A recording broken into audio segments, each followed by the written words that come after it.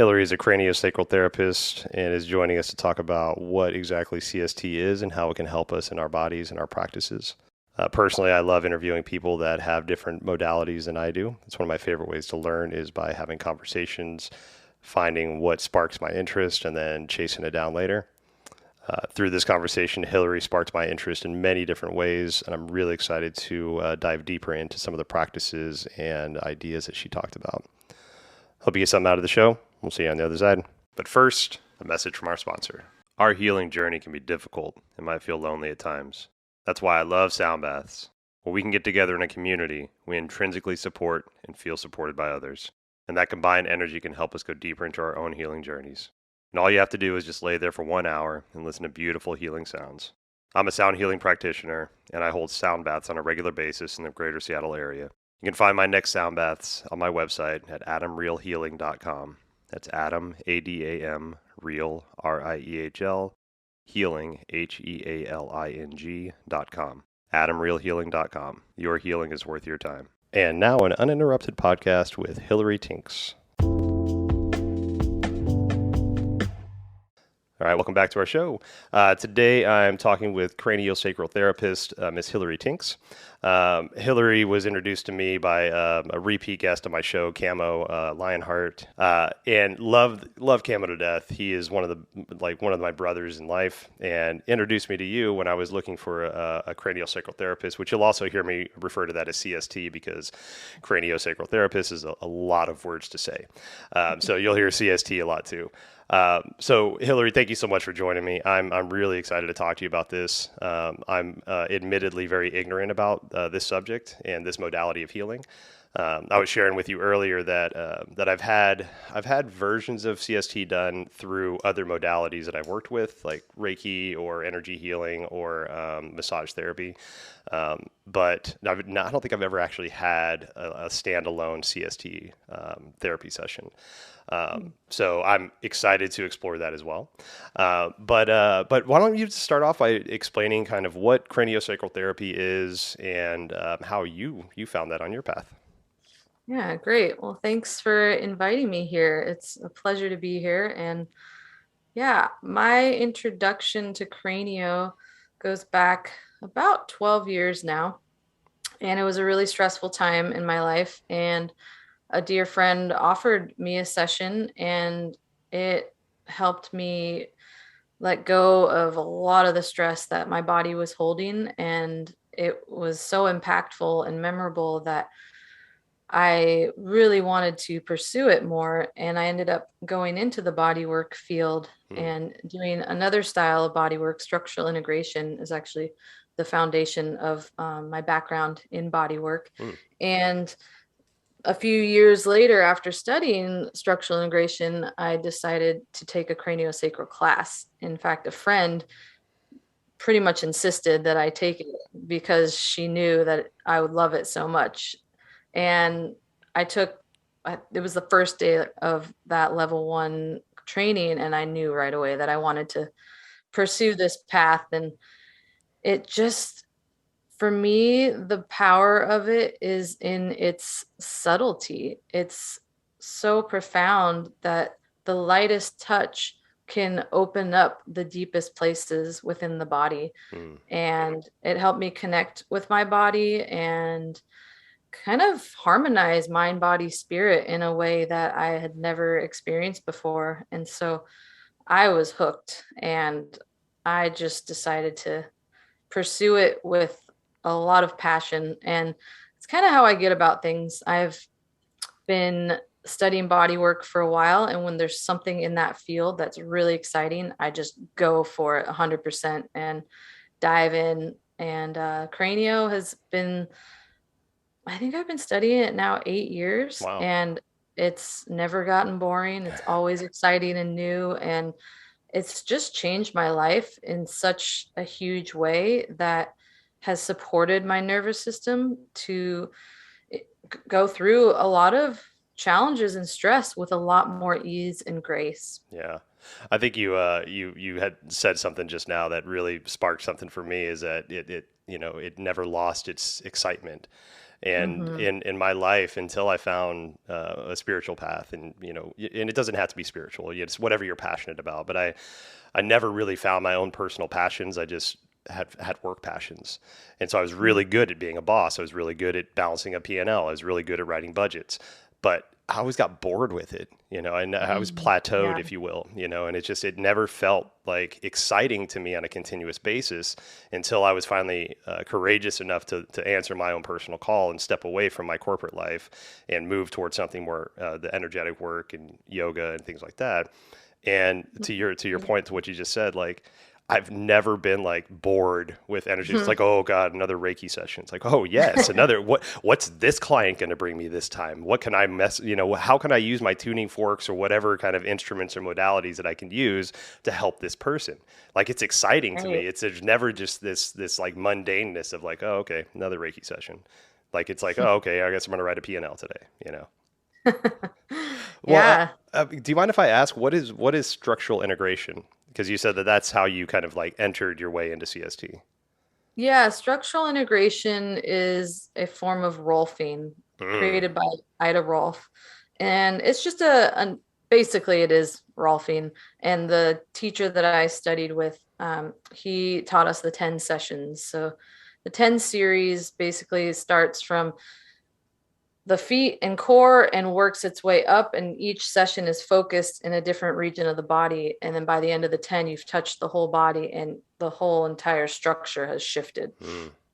And And so it's a really powerful modality that really works with, yeah, the structural integrity of the body. yeah, and Rolfing, yeah, it's been a long time since I've had a Rolfing session, but that's from my remembrance of that, it's pretty intense. Yeah, it's not subtle at all. Oh my God. I remember like somebody told me Rolfing and I'm like, it sounds like Ralphing. It sounds like I'm going to throw up. And she's like, yeah, Exactly. you kind of feel like you are. I'm like, oh God, am I going to voluntarily do this? Yeah, it fit my really intense personality at the time, so it was perfect. Nice. So you went from structural integration slash Rolfing, which is very intense kind of body work, to more subtle energies with CST, and just pretty much the polar opposite of what Rolfing would be. Yes, Wow. exact polar opposite. Which is funny because like before I became aware of the true body work that can be done out there, I always associated body work with something that had to be intense, whether it was rolling, foam rolling, or like a deep tissue body massage or something on that nature. Knowing that there's like acupressure and acupuncture out there, but that was really the length of my body work that I knew of at the time. Okay. And even acupressure, that didn't really resonate with me because I'm like, well, there's no like depth in there. I want like sharp elbows and where things are going. Mhm. But when I finally got into what I would consider more that subtle energy body work and energy work and things like that, that it blew me away how, like you were saying, just like the smallest touch. It doesn't even have to be a lot of pressure. Just like I think they were saying, I was doing a little research on this. Is like 5 grams of pressure, the weight of a nickel, more or Mhm. less, and Right. that went against and away from all the stuff that I thought was what body work was. And I got some of the most beautiful, beneficial sessions from that subtle energy and those subtle touches than I did from like a Yeah. deep tissue massage. Yeah. Yeah, it's pretty mind-blowing because my background being structural integration, I was trained to manipulate the body and do a lot. And then I had to completely shift everything I knew and drop it studying cranio because it's all about not doing and not forcing any agenda on the body. And it's about listening to the health of the system that I'm working with and helping create more homeostasis by really listening to the areas of the body that have a lot of what we call resources in cranio, Hmm. basically just are healthier, and bringing the health of the system to the areas that might feel a little imbalanced or a little compromised or have holding patterns, and using the energy that's already available in the system through the health to come to the areas that don't have as much energy and vitality. Hmm. So is craniosacral, like if we break down the word itself, is cranio is more or less the head, and then sacro is Mhm. like the sacral bone, right? Then we Yes. so is it anything that has like a head and a spine, like a cranium and a spine, can have some kind of craniosacral therapy done to it? Yes. So the way that craniosacral works is the primary hold that most people know through cranio is one hand is under the sacrum Okay. and then the other hand is under the cranium. And so my hands are basically, if I can imagine the body as a body of water, they're just cradling this body of water Mm. at the sacrum and the cranium. And holding those 2 points is really, even if I don't know anything or someone doesn't know anything about craniosacral, if they just hold those 2 points, it's deeply soothing for the nervous system because a lot of our really important nerves pass from cranium down to the sacrum. And what craniosacral therapy does is it actually helps enhance the flow of cerebral spinal fluid, which is produced in the brain. And then it passes through this very small opening in the top of the spine and it goes down the whole spine all the way to the sacrum. And so when my hand is at the base of the cranium and at the sacrum, I can feel that fluid Mm. pumping ever so subtly down all the way to the sacrum. And then the movement of the sacral bone actually helps pump that fluid back up the spine. And it's a closed loop system.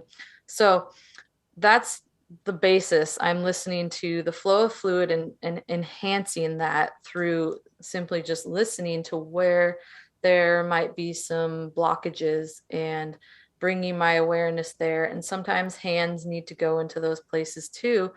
And then things start to open and miraculous things happen when there's that deep listening that a cranial practitioner takes many years to develop. Mm. So is there like so there's a specific rhythm that you're kind of like feeling for or listening for between Mhm. the back of the cranium and the sacral bone?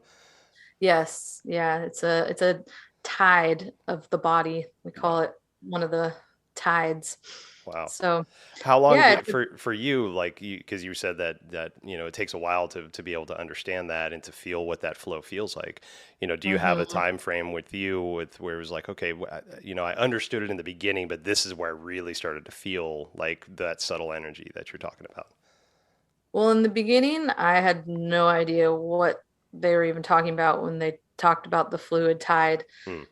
I probably was sensing it on some level, but not consciously.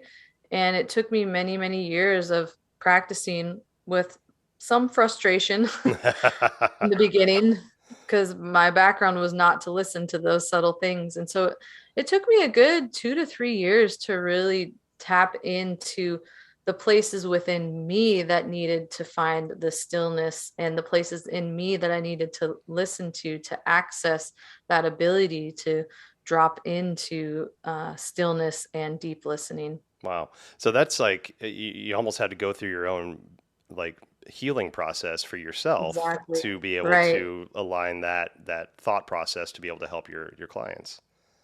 Yes. It was a big healing journey. It has been this whole time I've studied cranio. It's just gotten deeper and deeper. And in the first few years, it was a huge initiation for my whole being that definitely preferred intensity over subtlety.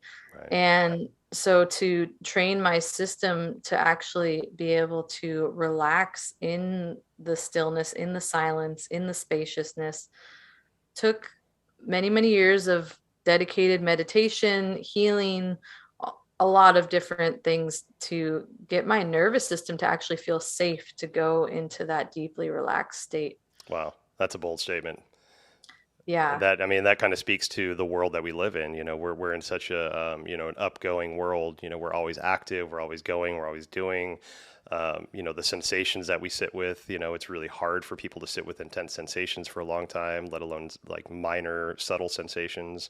right. One of the paths that I've taken with plant medicines is to learn and teach my body how to sit with different types of sensations and be okay with them. being okay with Hmm. those subtle sensations, but also being okay with those intense sensations. And trying to find balance within myself with that, and not just feel like I'm trapped in one side or the other, but know that I have the ability to move between those two. I can go very subtle with the energies, or I can go very intense with the energies, but utilizing those and understanding where they're needed and why they're needed, and not always just putting your foot on the gas and just, okay, we're just going balls to the wall. Like every class, like for yoga, for example, like every class is a vinyasa class. I'm going to be hot. I'm going to be sweaty. I'm going to leave it all on the mat. But there's also yin, and yin is as important, if not more important, than a hot, sweaty vinyasa class, because now you're loving your body, you're taking care, you're taking time, you're taking, the ability to listen to those subtle energies of your personal body and work with that instead of forcing things through the way that, maybe we've been trained to do in the past. Exactly.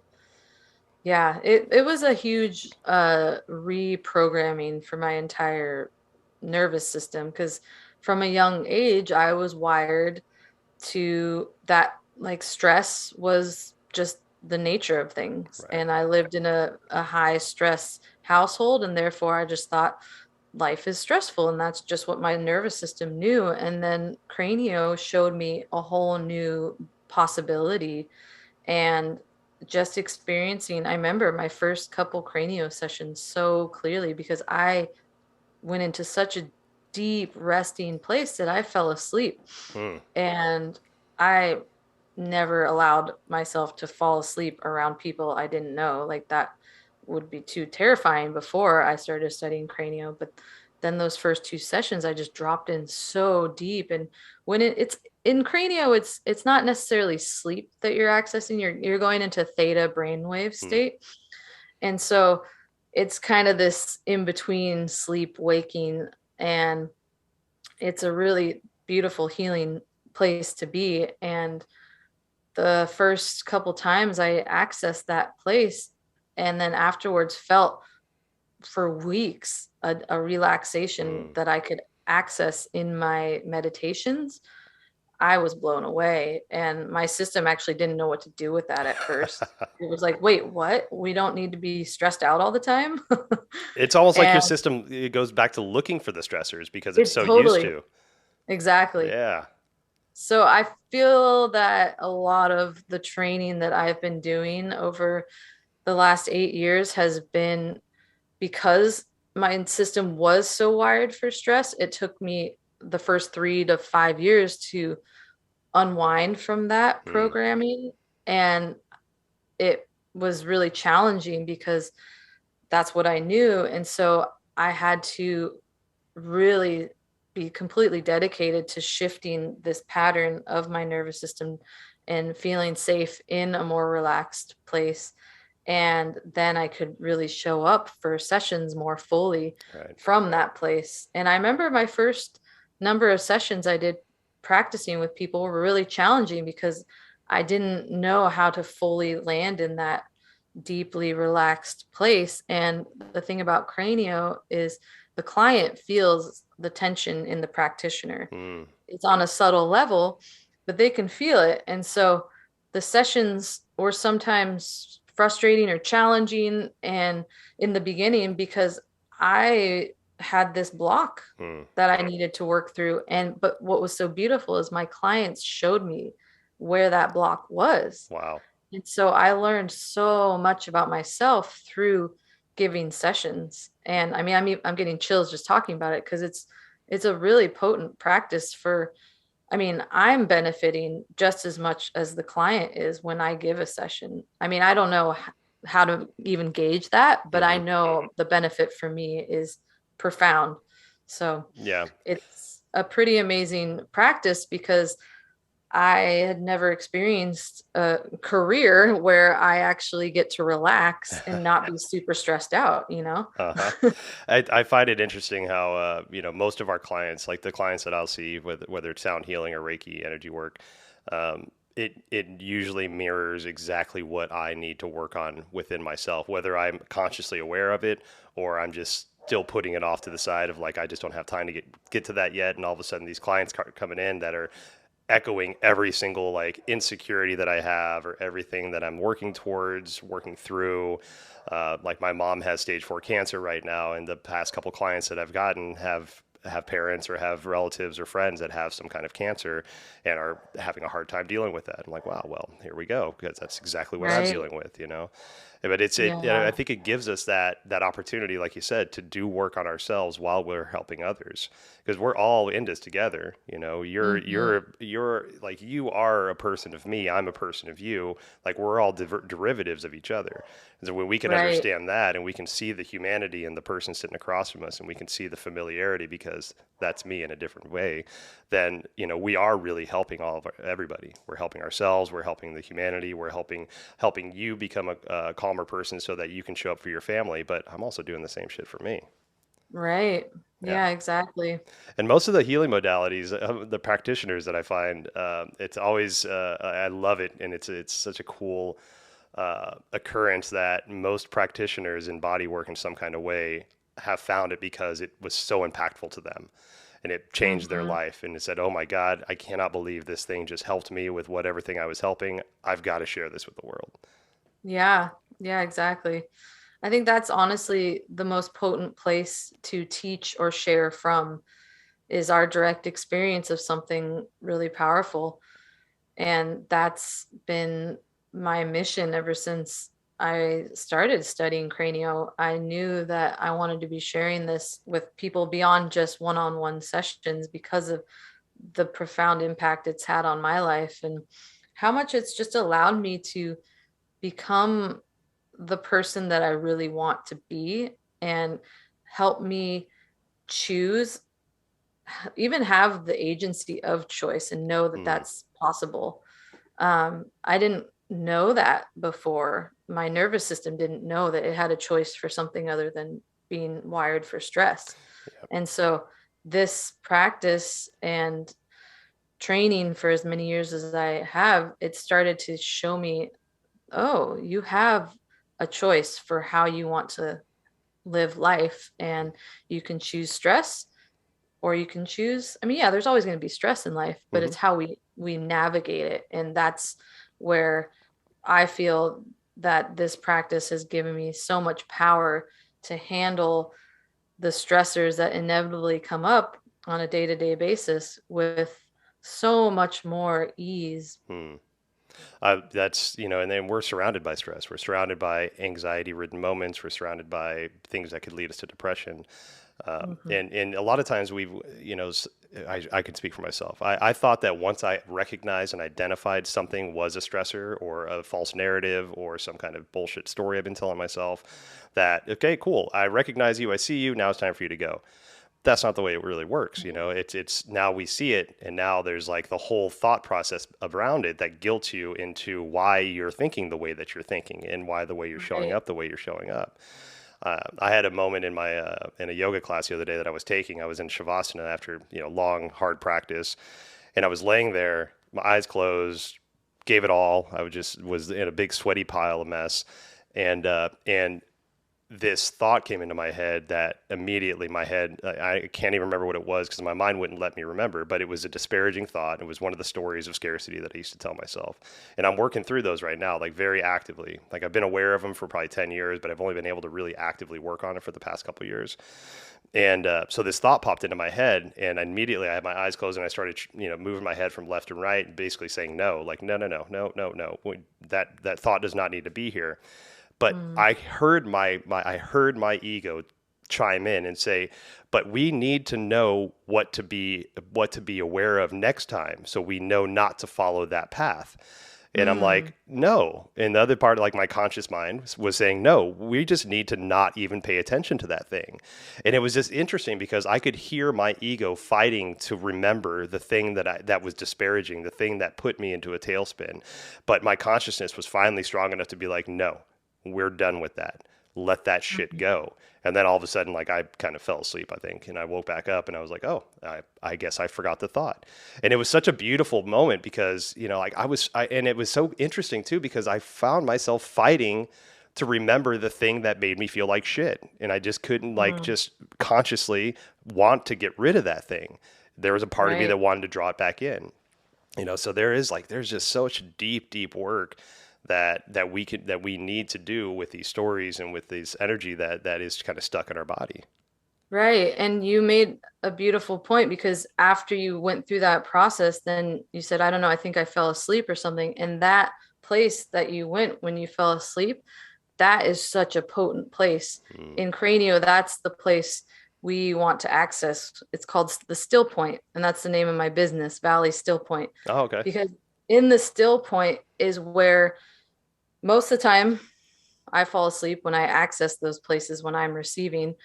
And it's the point where transmutation happens and our whole being can recalibrate and shed whatever the story is, the connection to that story, all the layers, and come into this still vast stillness that allows for everything to transmute and something new to be birthed. Mm. And Where it's is there a specific point that's a still point? Because I've heard still point in energy work. It's like the back of the cranium, like right where the perineum is. As far as like that's a point to where we can like put a little bit of pressure there, that usually calms people down, or the occipital lobes on either side of that. so it's beyond just a point to calm people down. Mm. It's not located to just one place. A still point is kind of it's time and space disappear in Mm. a still point. And so there's no ego, there's no agenda. It's just pure healing, infinite potential energy that is accessed. And it's on, I think of it as where the truth of what we are, who we are, what we're working with can rise to the surface. And so there's a slowing down of energy that all feel Mm. in the nervous system. Or let's sometimes there's a local still point. I could be holding the chest and then everything slows down and then all movement stops for a second, or sometimes they last what feels like eternity. Wow. Still points can be really, really profound. And it's a point of just, yeah, everything shifts and the body finds a new homeostasis. Things start to, holding patterns can soften Mm. and decalcification can happen. If you're working on a gland that's calcified, everything starts to melt. I see it as sometimes the tissue gets really hard from injury or trauma, and a still point allows everything to melt and soften Mm. and find a new, it's a reset, Yeah. a very deep reset. Wow. It almost sounds like you're creating this big amount of trust with the body and this like Mm-hmm. empathy with self of like, okay, no, we're here, we're in this moment, we're safe, we feel Mm-hmm. supported. Let's relax into it and let's find that like that that still point like you're talking about. Yeah, and in that place of safety and deep trust, then all of the potential healing energy that that body or that client that I'm working with has in that moment goes to the point that is being worked on. And Mm. so it's all of their resources accumulating to create a shift that can create new possibilities for the system. Yeah. So what does so if I came to you as a new client, what would a session look like for somebody like myself? Well, if it's a brand new client, then I usually talk with them for the first 10 to 15 minutes. Okay. And the talking allows their nervous system to calibrate with mine. So the session begins the moment they book the session over the phone or contact me. And then when they walk in the door, our nervous systems are immediately feeling each other out. Mm. And so in those first 10 minutes, I'm really aware of, I'm looking at the client as a nervous system that is talking to me, and I'm hearing the words, and I'm also not holding on to anything they say as absolute truth. I'm more feeling for what resonance the words have, Mm. and then looking at their system and seeing where there's health and feeling that in their system. And I never see a new client as a project that needs to be fixed, because Mm. immediately their nervous system will go into protection mode. And so I'm doing everything I can to meet their nervous system where they're at and create a field of safety through dialogue. And sometimes if the person system is dialogue is too much for them, then those first 10 minutes sometimes just are, hey, why don't you just get on the table and we'll just drop into a meditation. Mm. And sometimes people need to talk more in the beginning to feel safe. So every session, every client is different in that regard. But eventually, after the talking, then they'll get on the table. And by that point, their nervous system has relaxed enough to let them sink into the table a little bit and not be wondering, having the mind wondering too much what's going on. Because the talking, I'll have explained a little bit kind of what a cranio session looks like and how I approach it. And then when they lay on the table, I continue to just give them a lot of space. And I start at the ankles and I just listen to their whole body through the ankles. Mm. And I can feel the pulse of the nervous system through the feet and ankles. And this can give me a good read on where there are a plentiful amount of resources available, where there's a lot of health and vitality in the system, and then where there's places that are holding and there's not as much fluidity and softness as would be ideal. Okay. But the nervous system and the body like to be looked at from a health standpoint. It's kind of challenging for me to work on someone if I'm looking at, okay, this thing's out of whack and that thing needs to be fixed, and this is, their shoulders rotated in the wrong way and it needs to go that way. When I Mm-hmm. see things from that perspective, I feel the nervous system start to shut down. And so I'm really mindful in the beginning to just see the whole picture from the perspective of where's the health and vitality, Mm.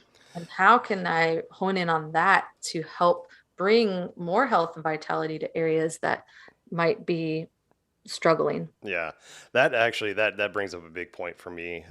There's there's circles that we sit in and as practitioners in this area to help each other out. So these are some of the types of clients that I work with. These are some of the situations that I'm encountering. Names and details are kept out of it, but it's just basically like a group share session to help other practitioners with different modalities and stuff like that. And one of the things that comes up a lot is, or has come up in the recent past, is the verbiage that we use and how dangerous that can be. And even if we're just thinking it, like you're saying, like, oh, I'm going to Right. fix their shoulder, I'm going to do this. There's practitioners that I've seen that are not aware of the verbiage and how strong that can be. And that, they'll see a client and be like, oh, your heart chakra is blown out. Well, Right. Jesus Christ. Well, you've just told them that like the center of their body is disrupted, right? Disrupted in some kind of way. Do I Mhm. have the authority to say that to somebody? That's like a white coated doctor is telling somebody that they have cancer, but they might not really have cancer. But now they believe it because somebody of authority has told them that. Right. And so, Exactly. how is the verbiage that we're using? How's the mentality that we have going into a session going to affect that session? And if we can go in with that clearness of I'm here to holistically look at the whole human body and not just, go off of what I would consider what my intuition would be and say, okay, that's messed up. I got to fix that. That's messed up. I got to fix that. It's like, okay, no, this is where the attention should be drawn to. There's a sensation here that I'm feeling that I'm going to put some attention to.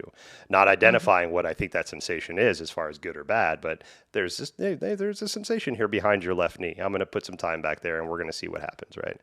So yeah, Right. having that verbiage, having the mentality of the clearness of I'm here to holistically help this person as a whole and not just identify what I think is wrong, quote unquote, wrong with that person. Right. Yeah, it makes a big difference. And I'm even really careful to not even say the word trauma to Mm. them. I identify trauma as a holding pattern. Oh, okay. So if I sense that some part of the body's holding, I'm not going to ask, oh, did you have a trauma to your left shoulder or something? I'll say, oh, I'm noticing that there's some holding in that left shoulder, and maybe we can take a look at that and see Mm. what's going on there. And just by even saying it like that, all sense in their body, the shoulder will soften. But Mm. if sometimes the harsh word is used, or any harsh word, I'll feel something just go into contraction. And Almost so like a it's defense it's really, mechanism, huh? yeah, it's really fascinating to, because that's something I've been working a lot on over the last few years, is honing in on my verbiage. And a number of my teachers have been pretty adamant about the words that we say to clients make a big impact. And especially when someone is in a deep theta state or some sort of deep brainwave state, they're much more vulnerable. And Mm. so the words that we use when people are in those states are so important. And that's something I feel really passionate about sharing with more people in the healing world, particularly because I've had a number of sessions where people have said things that I know don't make my body feel open and trusting towards them. And it's all too common in the healing world for the verbiage. There's just some verbiage that is used that does not sit well with me. And I really want people to be more aware of how they're impacting their clients on a subtle level. Even they might not even know those words or certain behaviors, or even, to be honest, a certain amount of eye contact for some people can be really overwhelming. Right. Yeah. And especially with children and babies, because I've been working with children and babies a little bit, and with children that are, their nervous systems are a bit more on edge, Hmm. if they get a lot of eye contact, and even especially with babies too, and babies are such a magnet for, oh, people want to just come in and give them so much love, but babies' nervous systems are so delicate, and Mm. children too, especially if they've had, a lot of stress in their early life. And when we make sustained eye contact in a way that isn't invited, Mm. then it's a subtle difference, but the children's nervous system can go into overwhelm. Wow. And same with the baby. Yeah. I've got two kids, two daughters. They're now 18 and 13, and so I've been doing energy work now for roughly 5 years, and so they were Beautiful. 13 and 8 at the time, and Yeah. I didn't realize how sensitive kids are to energy work until I Oh started yeah. to try to do work on my kids. I'm like, hey, let's do some Reiki, And they're at the time they're like, okay, yeah, let's do it. And within 5 minutes, my youngest one's like, nope, I'm done. I'm done. I can't do this anymore. What's going on? I feel nervous. I feel uncomfortable. And I'm like, well, okay, well, that's weird. We're just putting hands on. And but the more I did it, and the more I started to do research on it, kids are so susceptible to energies at, from the age Yeah. of birth until roughly 9. There's this really strong a kinship to energy that they have. And, there's Mm-hmm. all these different hypotheses about why why that is. I love the reincarnation ideas behind it. But, one way or the other, kids are very, very sensitive to energies. So yeah, working with them and making sure to really dial into, what those subtle energies and those subtle feedbacks that they're giving us are, because, everybody needs some kind of work in some kind of way. So healing work and whatever it is, but at their own comfort level, right? It's not up to me Exactly. to say, okay, no, child, you have to sit here for an hour and Mm. listen to these bowls and feel the energy. It's like after 5 minutes, you're done. Cool. All right, get out of here. Yeah. Yeah, it's really important as a cranio practitioner. That's something I've had to develop, is the the sensitivity to know where the person is at. Mm. So when they walk in the door, I'm really listening, observing their nervous system to get a sense of, okay, do they feel safe walking in this room, or is just walking in this room really challenging for them? And I can read all those cues pretty quickly Mm, within the first few minutes of just making eye contact, shaking their hand. And then there's a few things that I just am scanning for. And so as a practitioner, I need to be able to meet my clients where they're at. And especially because this is nervous system work I'm doing.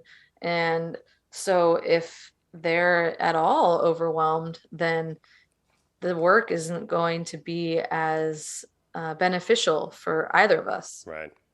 Why was what made you want to switch to working with kids or younger adults? Well, that's a good question.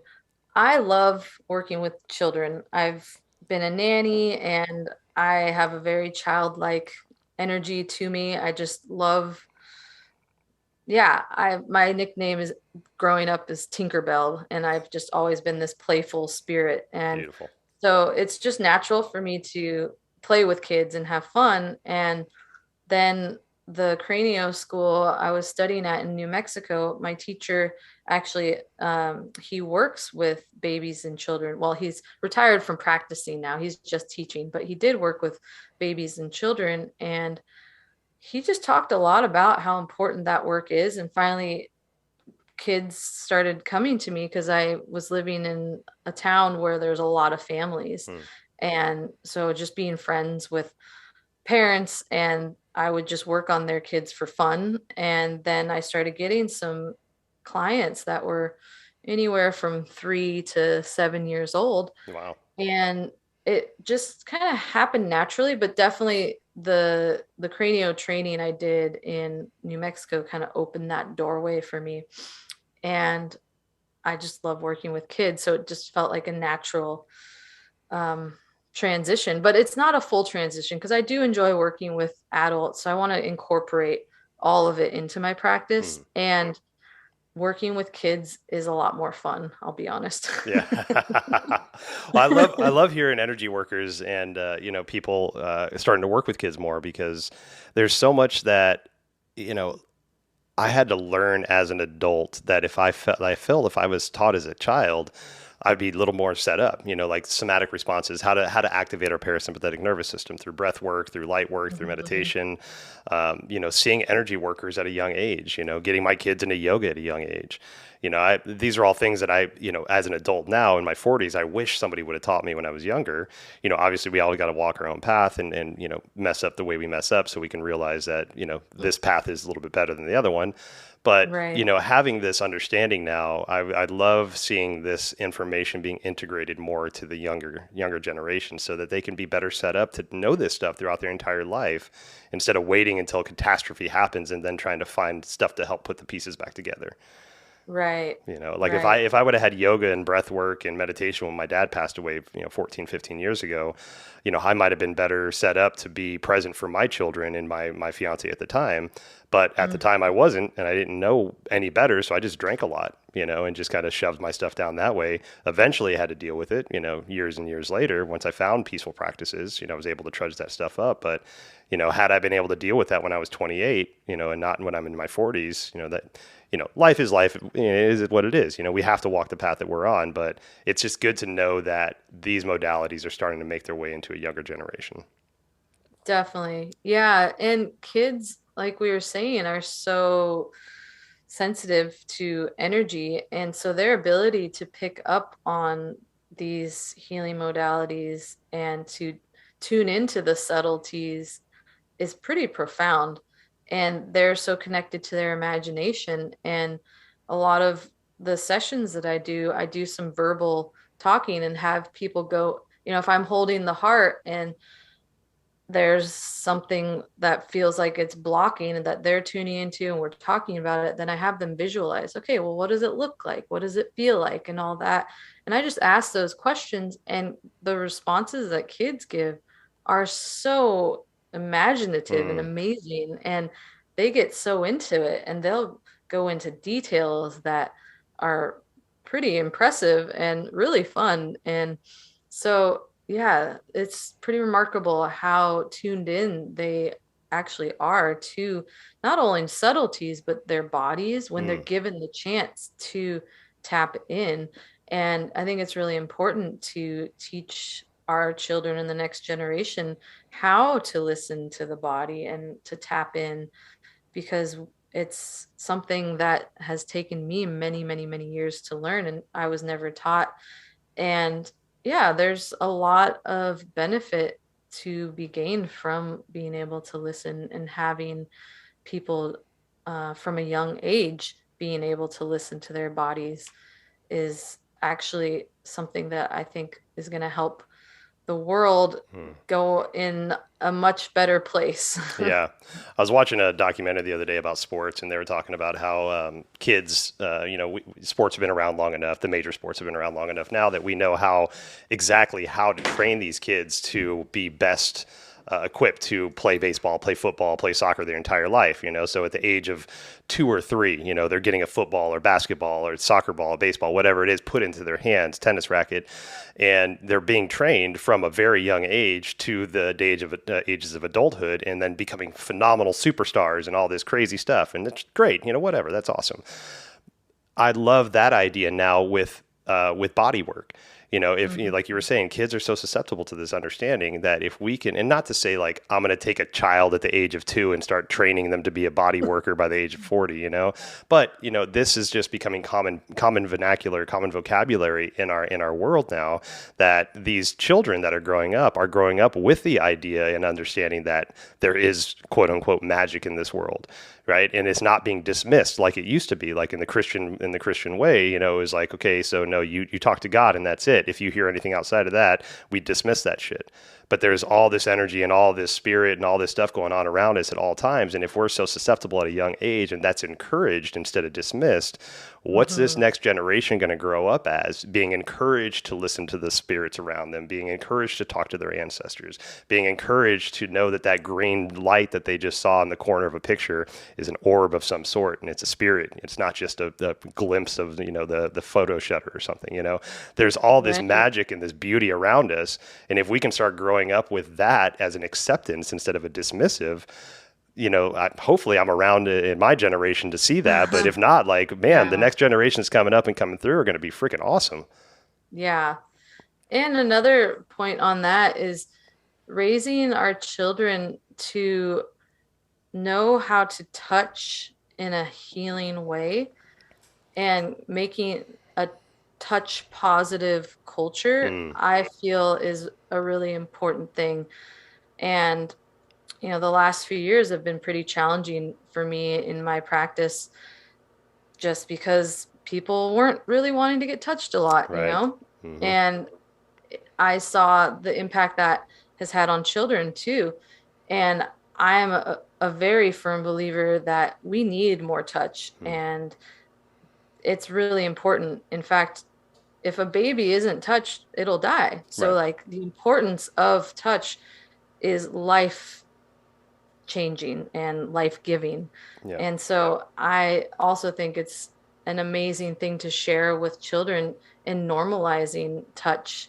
And it's just, I know that the more normal that is, and the more equipped children are with, simple skills of how to touch in a loving way, Hmm. is going to change the world dramatically. Yep. There's a woman up here in this area. Her name's Mahina, and she does a lot of work around consent and Mm, how to encroach consent, how to ask for consent, and how to make sure consent is consensual. Right? It's not forced right, consent. And it's such a beautiful practice. And she's mainly focusing on adults. But, to like what you're saying, like if we're taught at a young age that there's beautiful ways to have consensual touch, and it doesn't have to right, be erotic. It doesn't have to be intimate. It doesn't have to be sexual. It can just be like friendly. It can be loving. It can be right, embracing. exactly. There's so much that can happen from, like think about like when you were a kid, you just fell and you bumped your knee, and your mom would come over and put her hands on your knee and maybe kiss it, right?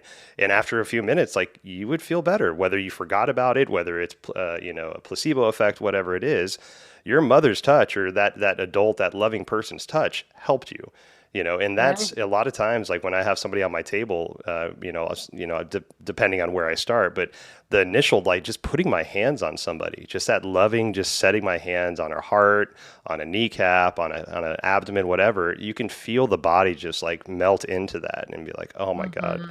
like just that loving, there's no story behind it. There's no intention behind it, but except just to love and to help you heal. There's no ulterior motives. And that feeling of trust with the body and with the touch, everybody needs that. Like we all need Yeah. that positive touch in our life. And the body opens so much when that neutral, loving touch is placed upon the body. And it's only through that opening that a cranio session can really begin. And so, yeah, teaching children from a young age the importance of consensual touch also is so valuable because touch in our society, well, in the US, can sometimes get confused Hmm. and over sexualized.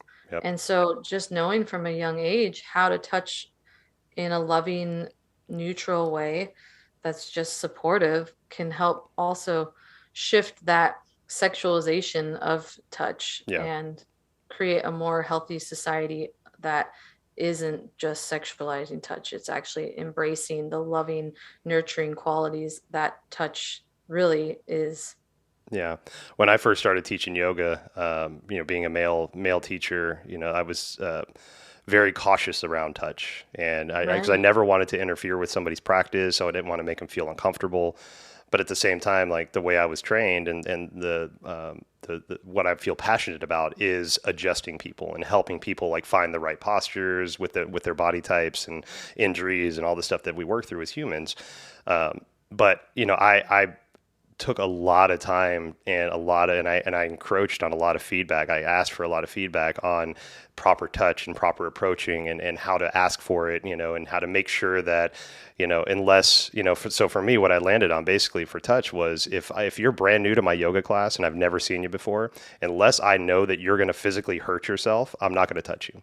I'll be around you. I'll give you energetic adjustments. I'll give you verbal adjustments, but I'm not going to put my hands on you just because I'm not sure, we're still feeling each other out. But Right. somebody that I feel comfortable with, and that I've known for a while, that have been to a bunch of my classes, and I've had conversations with them, so I know what they're working with. Then I'll feel comfortable going up to that person, asking permission, getting in their space, and then adjusting their body as needed. And Mm-hmm. what I found with that is that sends the message to other people in the class of being like, oh, okay, people feel safe with this. That's part of his modality that he likes to work with. So then I'll have people come and ask me after class, be like, hey, please feel free to adjust me during class if you see me in class, right? So Mm-hmm. it's creating the container for the conversation to be had around Right. why you're touching me in the first place. What's my goal with that? And am I actually helping you, or am I making you feel, maybe it flares your ego. Maybe Warrior 2 is like your best pose that you love to death, and I just came and adjusted you in Warrior 2, and then you're like, get fucked, man. This is my jam, man. I don't need your help with Warrior 2. So then I put you into this mental spin about what your ego's doing, Right. right? So it's that consensual moving in with you to help you and not to take over and say, no, my way is better than your way. Let me just fix you. And it's that, Mm-hmm. creating that consensualness. Yeah. Yeah. No, it makes a huge difference. And people really feel that when someone is tuning in and listening in that way. Yeah. So you'd mentioned in the still point, right? So you get people into the still point, and just backtracking a little bit. Now, when you get people into that still point, do you practice any talk therapy with that, or any like neuro linguistic programming or anything like that to, since they're in that state of that theta state, and not to say that they're impressionable there, but I know with like hypnotherapy and things like that, they'll use states like that to introduce, different stories or different mindsets, or, things to help them with, something maybe that they're physically working through. Is that something that you kind Right. of merge those two together, or is that something that stays separate? Well, the still point is a fascinating place because honestly, my mind goes completely blank Mm, and words don't even have space within the still point specifically. It's it's such a potent place that I just give a lot of space for the system to recalibrate mm, without words.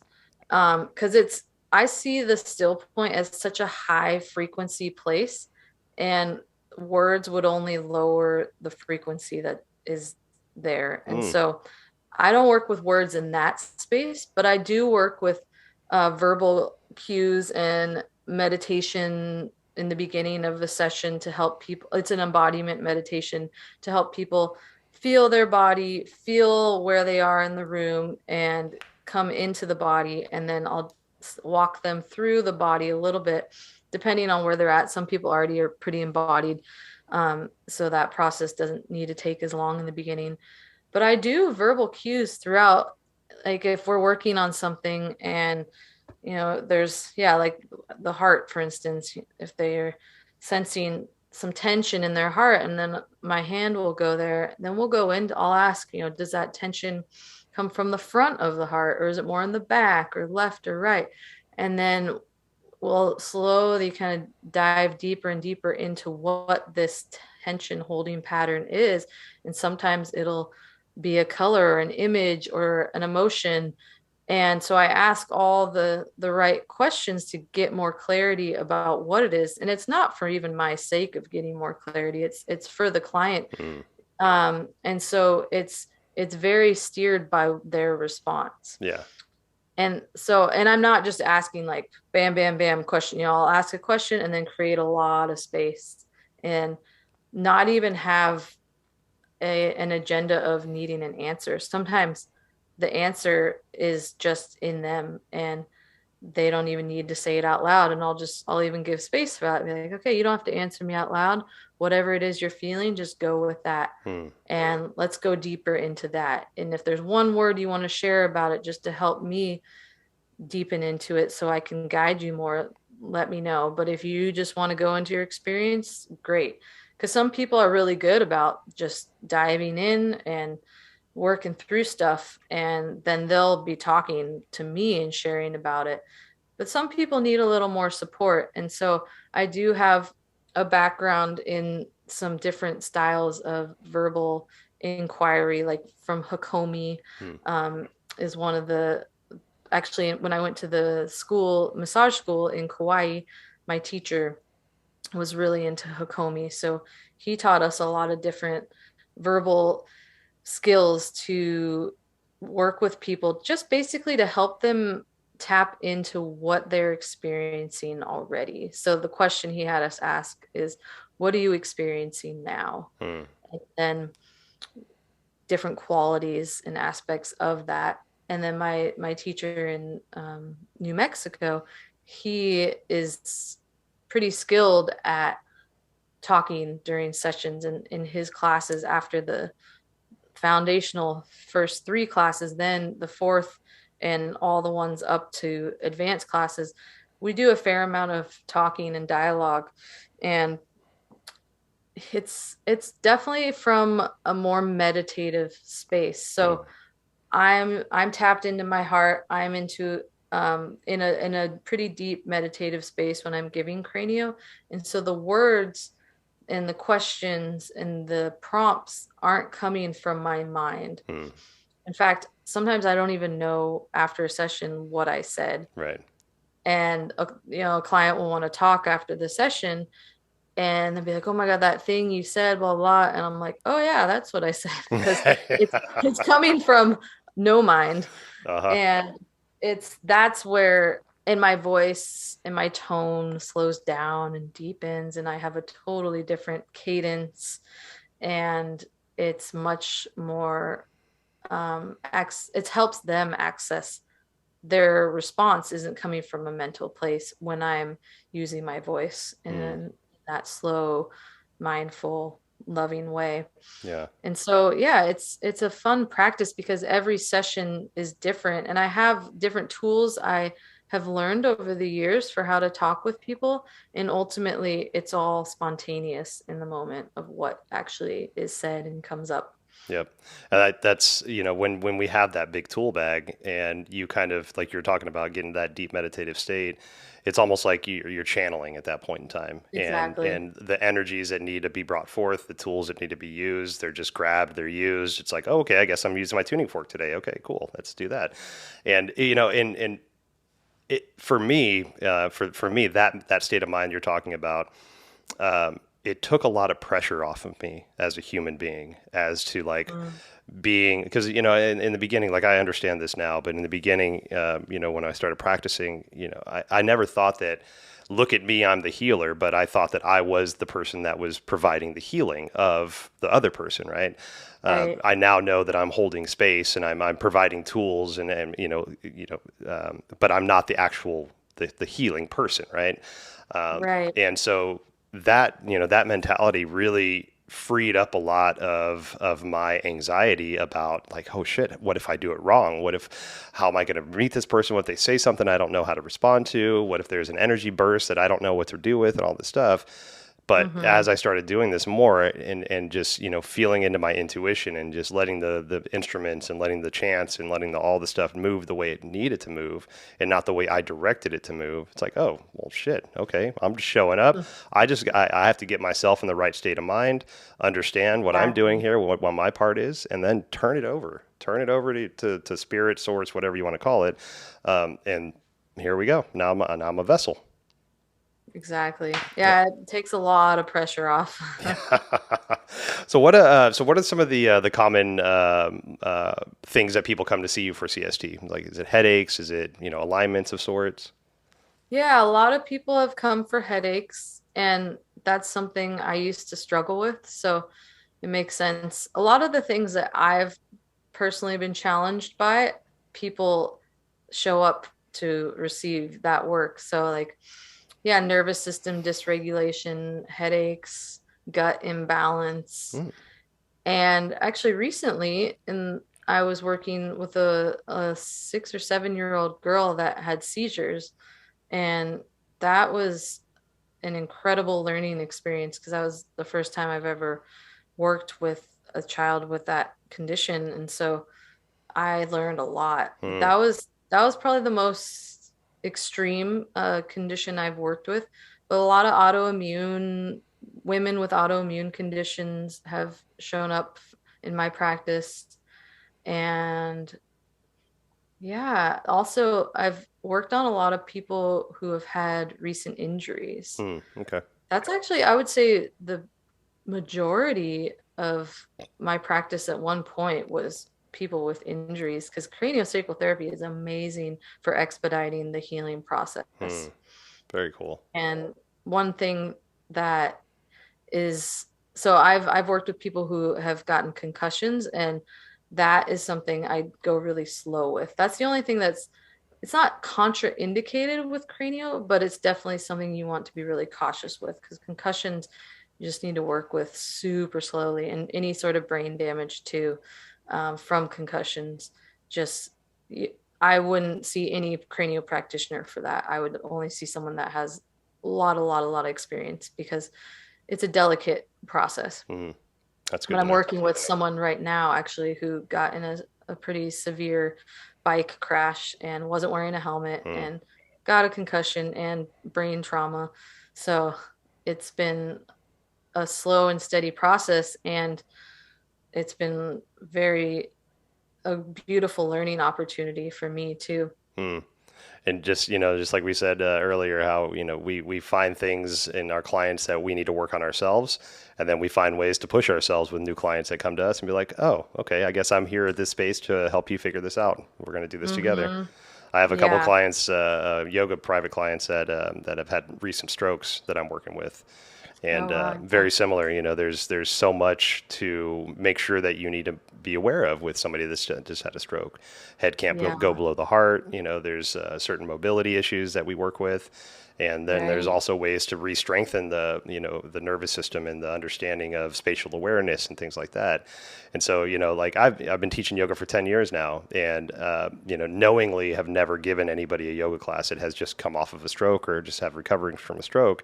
And now I'm Right. working with clients directly that are coming on the back end of, whether it's 6 months or a year after a stroke, and helping to relearn Hmm. motor function skills and things like that. And it's such a beautiful challenge that I never would have thought I was ready for until it presented itself to me. I'm like, okay, well, Right. I think I'm ready to do this. Yeah. Well, it's interesting because I'm staying with my friend right now, and he's the one who got in the accident. Mm, And I was just telling him yesterday that I've been tentative about working on his cranium because of how, I mean, it was 2 months ago that he had the accident, hmm but then I noticed that my tentativeness was getting in the way. And when I really tuned in to his body yesterday, his cranium was begging for attention. mm, And so I had to let go of any of my tentativeness. And as a friend, it's harder to stay neutral because I want to help, yeah, and I love this person. He's one of my dearest friends. And so that I just voicing it though, I was like, hey, I'm noticing I'm tentative. And then bam, it that like moved from the field, and I was able to work on his cranium in a way that I hadn't been able to access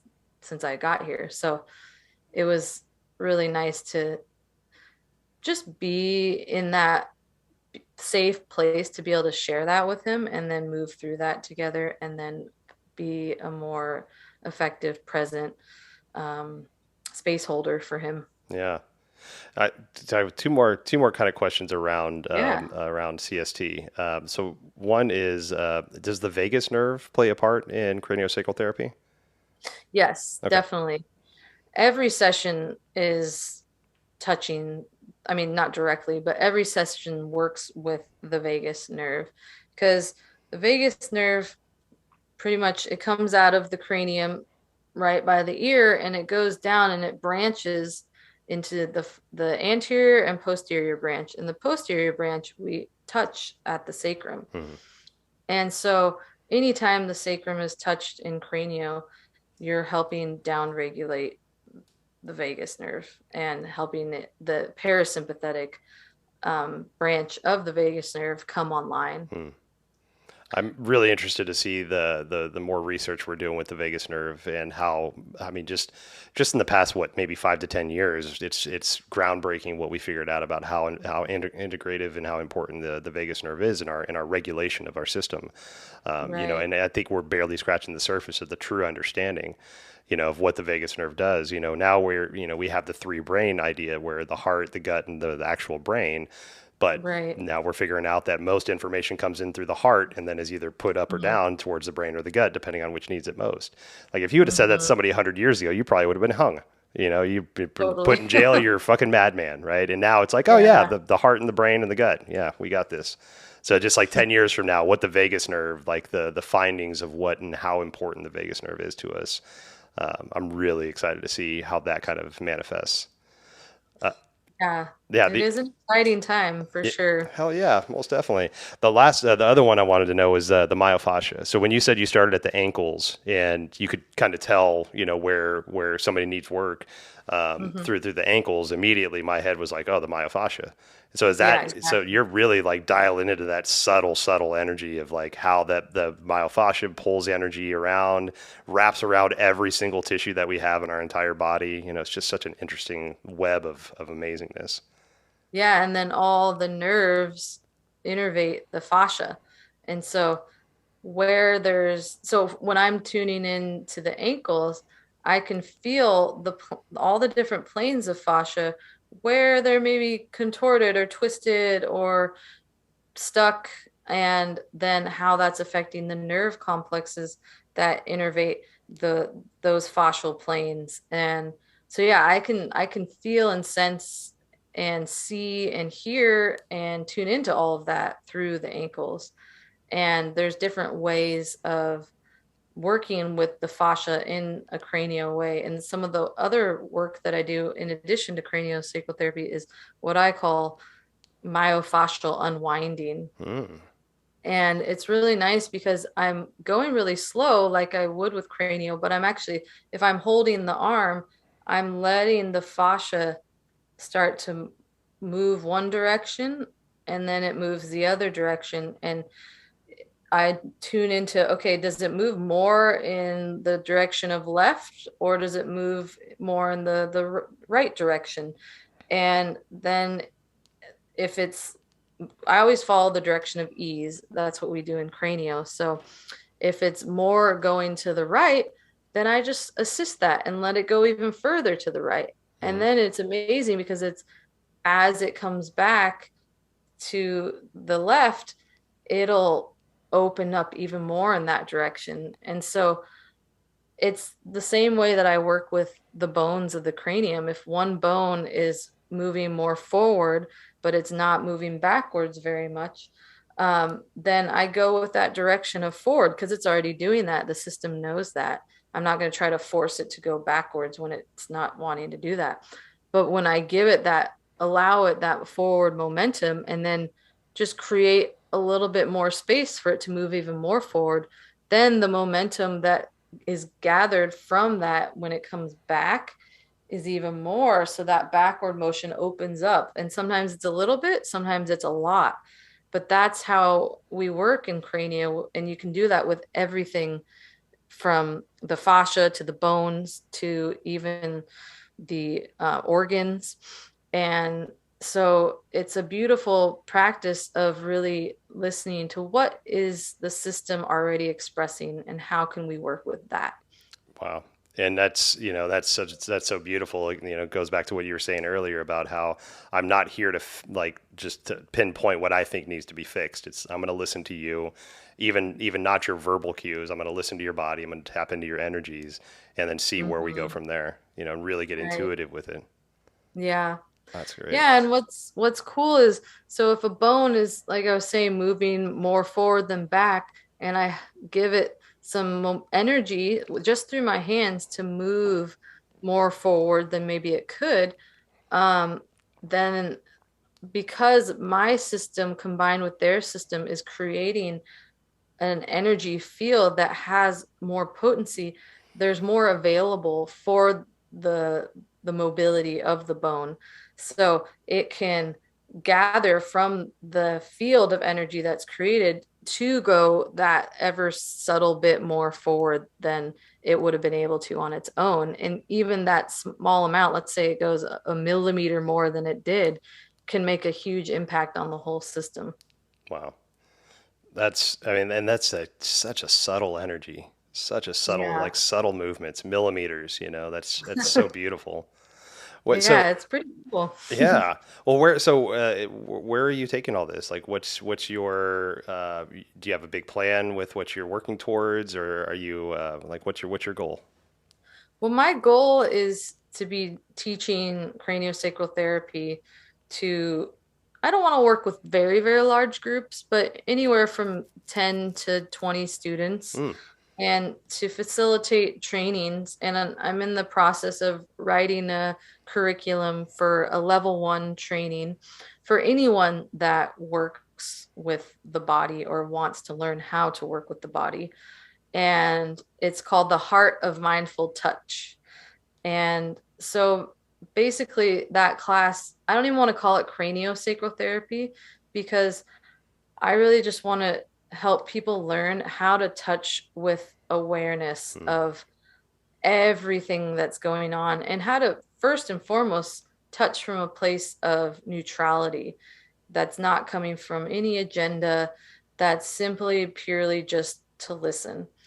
And it takes a lot, it took me at least many, many years to learn how to do that. mm, And so I want to share with people how to, it's basically going to be a lot of meditation, embodiment practices, and different sensory play practices with a partner, and then group sensory experiential practices to help increase people's ability to tune in to all the subtleties of all the different sensations that they feel. Because if I put my hand up and someone puts theirs in front of mine and we don't even touch, there's a lot of energy being exchanged. And so if I move my hand further back, I might not feel as much. And then slowly moving my hand closer, I start to feel more and more energy. And so being able to train people, okay, how are you noticing that energy? Is it something you're feeling, like the vibration tingling between your hands?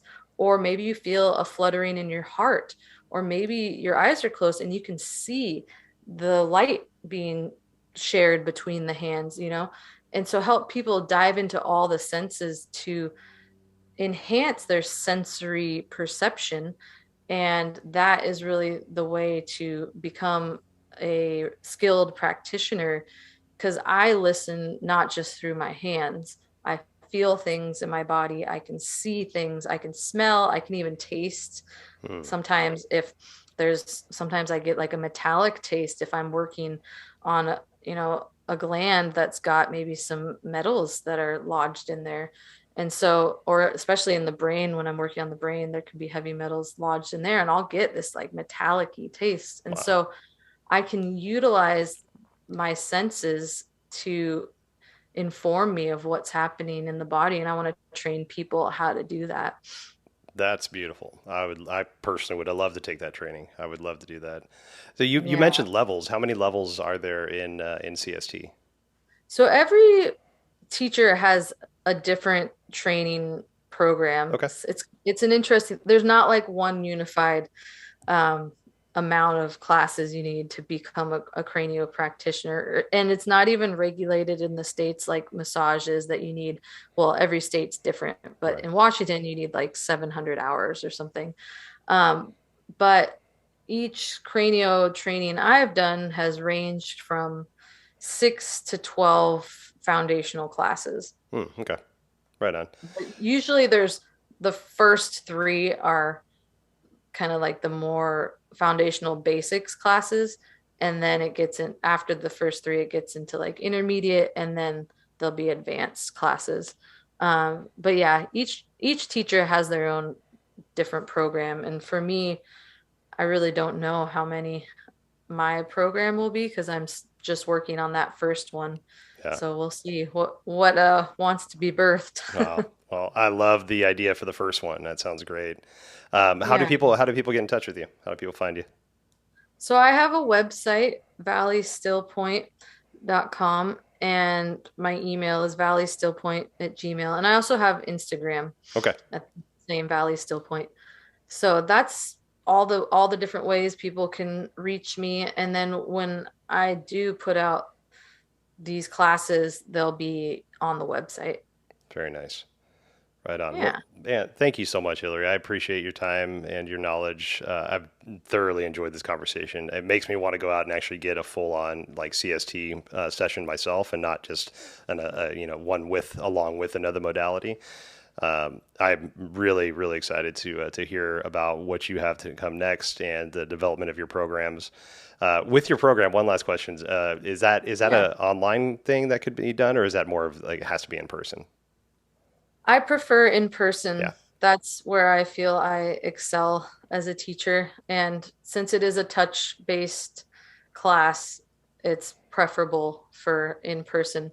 And I'm exploring ideas for ways I can share this work online, because I feel there is a way to teach people about touch that doesn't have to involve being in person touching.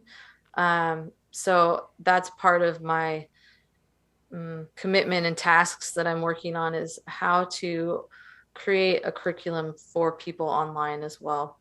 Okay. Well, I think with a lot of things going online these days, hopefully the tools will be there for you to make that successful for you. Yeah.